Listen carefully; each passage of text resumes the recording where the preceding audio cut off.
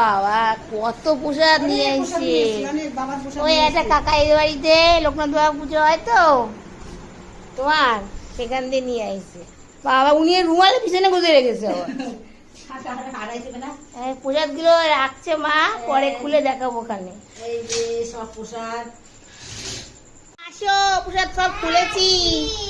এই দেখো বন্ধুরা, মা একটা মন্দির থেকে এই যে খিচুড়ি প্রসাদ দিয়েছিল 19 সবাই তোমরা জানো, বাবার পুজো আজকে।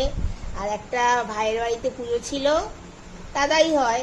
এই দেখো এই যে ফ্রাইড রাইস, আলুদম সব মিশে গেছে, হয়েলে করে এনেছে তো। এই যে পায়েস, এটা আমাদের ঘরের পুজোর প্রসাদ, আর এইটা ওদের বাড়ির প্রসাদ।